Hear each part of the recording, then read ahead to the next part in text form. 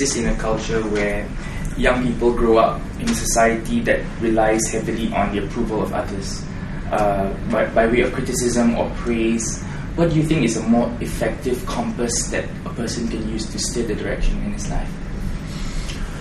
I think if you really want to be successful in the true sense, you have to be independent of both the good and bad opinion of people. You have to be fearless, and you have to be, in many ways, you have to feel that you're not inferior to anyone, because at a fundamental level, what makes a person superior or inferior? It's their self-image, which has nothing to do with true self-esteem. True self-esteem comes from being in touch with your inner core. Partly the education system, which emphasizes competitive success. So as soon as a child goes to school, it's all about me and mine, and I have to be better than the other person. Now, if you look at all the research, education has very little to do with success in life. Very little. There's no relationship, other than few exceptions,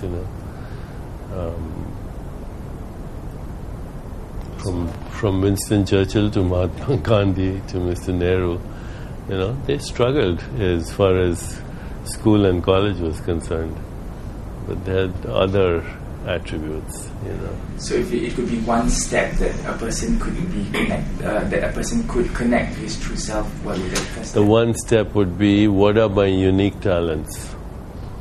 Let's say you have a kid and he's good at tennis and he's poor at math. What do most people do? Especially in Singapore, they'll get him a math tutor, right?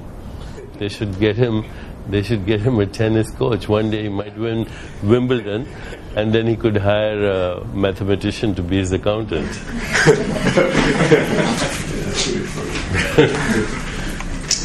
I'm Kylie from Straits Times Razor TV. I think I read in an earlier interview that you said that Singapore needs more of a bohemian soul. Yeah. Can you sort of elaborate on that?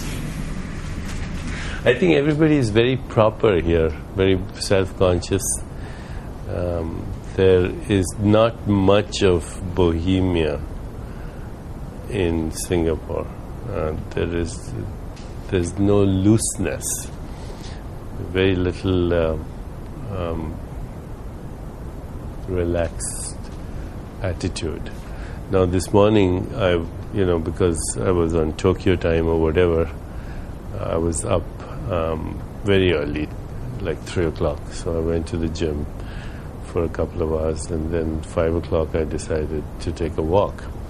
And I walked down 2 streets here, and then I came to another street, and people, they were all young people between the ages of 20 to 30, and they were still drinking and smoking from last night and partying from last night.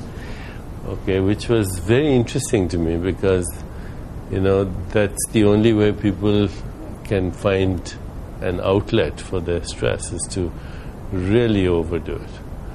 That's not bohemia either, Bohemia is relaxed, artistic lifestyle, easy, with appropriate music and culture and a little bit of partying, but not. This was quite a scene actually at 5 in the morning. The whole street was packed with people, still drinking, still loud music. There were taxis coming looking for people because some of them couldn't walk. Yeah, throwing up, yeah.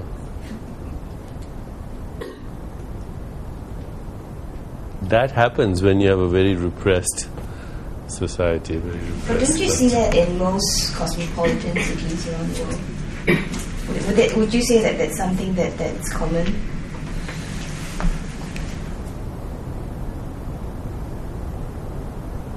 It is common these days, yeah, unfortunately.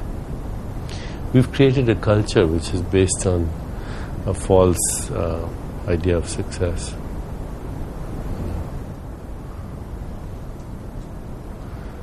There's no relationship here. This is another thing which is very important.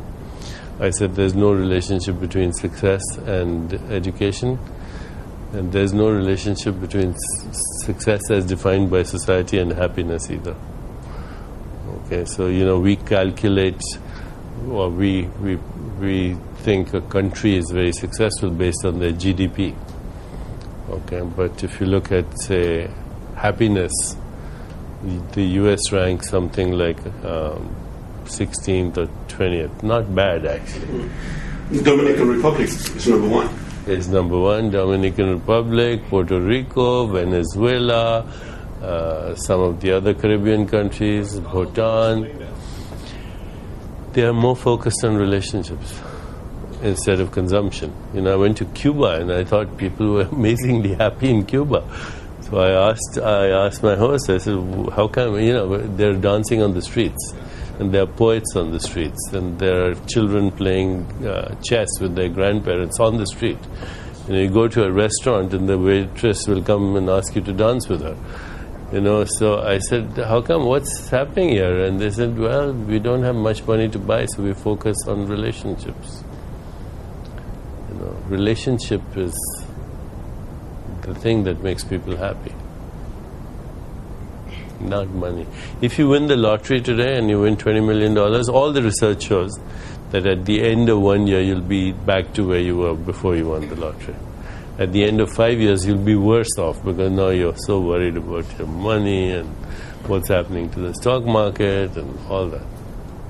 Could you go back to the drunken young people that you saw? What is one thing you would probably say to them to, get them to wake up? It's not them, it's our society that creates the situations for them.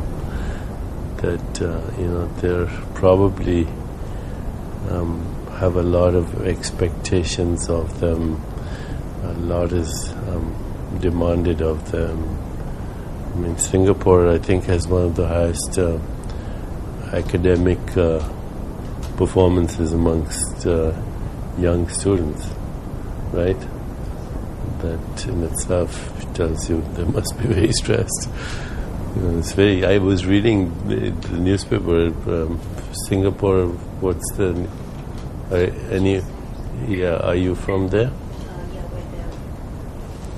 Yeah, there was an article. Every other article is how you can get your kid to the best school, how you can get your kid to, improve in this or improve in that. It's almost obsessive to the point of being neurotic.